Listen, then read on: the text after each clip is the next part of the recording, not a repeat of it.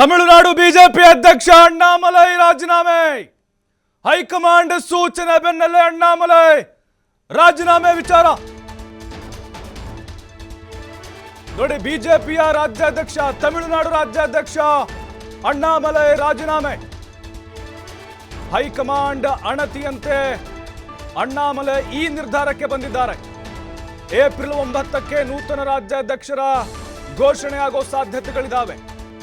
ಇತ್ತೀಚೆಗಷ್ಟೇ ಅಮಿತ್ ಶಾರನ್ನ ಭೇಟಿ ಮಾಡಿದ್ರು ಅಣ್ಣಾಮಲೈ. ಬಿಜೆಪಿಯ ತಮಿಳುನಾಡು ಅಧ್ಯಕ್ಷ ಅಣ್ಣಾಮಲೈ ರಾಜೀನಾಮೆ ನಿರ್ಧಾರವನ್ನ ಮಾಡಿದ್ದಾರೆ.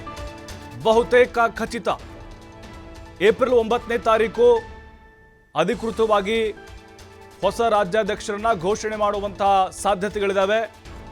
ನೈನಾರ್ ನಾಗೇಂದ್ರಗೆ ತಮಿಳುನಾಡು ಬಿಜೆಪಿ ಅಧ್ಯಕ್ಷ ಸ್ಥಾನ ಸಿಗುವ ಸಾಧ್ಯತೆಗಳಿದ್ದಾವೆ. ಇತ್ತೀಚೆಗಷ್ಟೇ ಅಣ್ಣಾಮಲೈ ಅವರು ಅಮಿತ್ ಶಾ ಅವ್ರನ್ನ ಭೇಟಿ ಮಾಡಿದ್ರು. ಹೈಕಮಾಂಡ್ ಹೇಳಿತ್ತು ಅವ್ರಿಗೆ ರಾಜೀನಾಮೆ ಕೊಟ್ಬಿಡಿ ಅಂತ ಹೇಳಿ.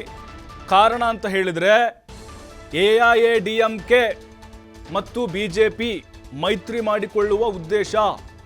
ಅಣ್ಣಾಮಲೈ ಅವರೇ ಬಿಜೆಪಿ ಅಧ್ಯಕ್ಷರಾಗಿ ಮುಂದುವರೆದ್ರೆ ಅಲ್ಲಿ ಹೊಡೆತ ಬೀಳ್ಬೋದು ಅನ್ನುವಂತಹ ಒಂದು ಸಮೀಕ್ಷೆ ಆಗಿರ್ಬೋದು. ಜೊತೆಗೆ ಪಳನಿಸ್ವಾಮಿ ಏನಿದ್ದಾರೆ, ಎಡಪ್ಪಾಡಿ ಪಳನಿಸ್ವಾಮಿ ಅವರು ಕೂಡ ಡೆಲ್ಲಿಗೆ ಹೋಗಿ ಅಮಿತ್ ಶಾ ಅವ್ರನ್ನ ಭೇಟಿಯಾಗಿದ್ರು.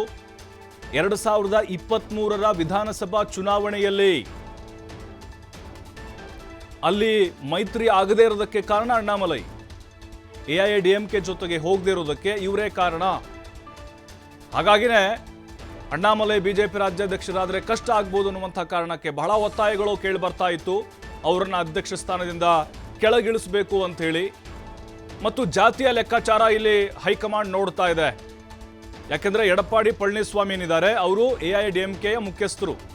ಈ ಕಡೆ ಬಿಜೆಪಿಯಿಂದ ಅಣ್ಣಾಮಲೈ ಇದ್ರು. ಇಬ್ರು ಕೂಡ ಗೌಡರ್ ಅನ್ನುವಂಥ ಒಂದು ಹಿಂದುಳಿದ ಪ್ರಬಲ ಸಮುದಾಯಕ್ಕೆ ಸೇರಿದಂಥವರಾಗಿದ್ದಾರೆ.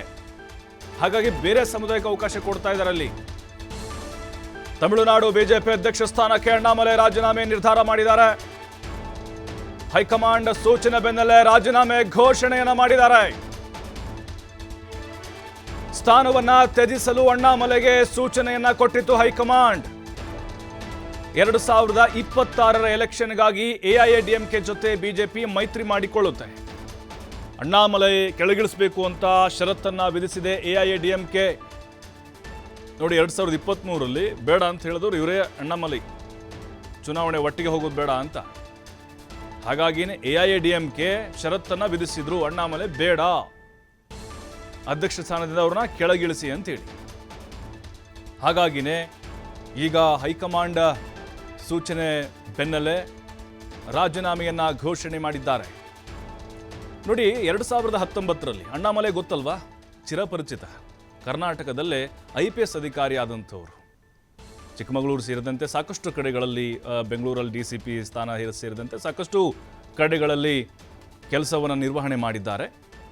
ಆದರೆ 2019ರಲ್ಲಿ ಅವರು ಬಿಜೆಪಿಗೆ ಸೇರ್ಪಡೆಯಾದರು. ಲೋಕಸಭಾ ಚುನಾವಣೆಯಲ್ಲಿ ಸೋಲಿಸಿದ್ರು ಅವ್ರನ್ನ. ಹಾಗಾಗಿ ಅಲ್ಲಿ ಪಾಠವನ್ನು ಕೂಡ ಕಲಿತರು. 2026ರ ಚುನಾವಣೆಯಲ್ಲಿ ಎಐಎಡಿಎಂಕೆ ಮತ್ತು ಬಿಜೆಪಿ ಮೈತ್ರಿ ಮಾಡಿಕೊಳ್ಳುತ್ತೆ. ಮೈತ್ರಿ ಆದರೆ ಎರಡೂ ಪಕ್ಷದ ಅಧ್ಯಕ್ಷರು ಒಂದೇ ಸಮುದಾಯಕ್ಕೆ ಸೇರಿದವರು ಆಗ್ತಾರೆ. ಅಂದರೆ ಗೌಂಡರ್ ಸಮುದಾಯ. ನೋಡಿ, ಗೌಂಡರ್ ಅಣ್ಣಾಮಲೈ ಮತ್ತು ಪಳನಿಸ್ವಾಮಿ ಪ್ರಬಲವಾದಂಥ ಹಿಂದುಳಿದ ಸಮುದಾಯ ಅದು.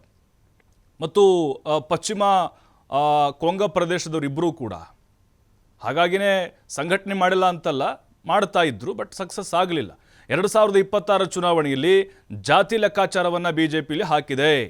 ಅಂದರೆ ಈಗ ಮುಂದಿನ ವರ್ಷ ಅಲ್ಲಿ ಚುನಾವಣೆ ನಡೆಯುತ್ತೆ. ದಕ್ಷಿಣ ತಮಿಳುನಾಡಿನ 60 ಕ್ಷೇತ್ರಗಳ ಮೇಲೆ ಬಿಜೆಪಿ ಇದೀಗ ಕಣ್ಣಿಟ್ಟಿದೆ. ಹಾಗಾದರೆ ಇಲ್ಲಿ ಅವಕಾಶ ಯಾರಿಗೆ ಸಿಗಬಹುದು?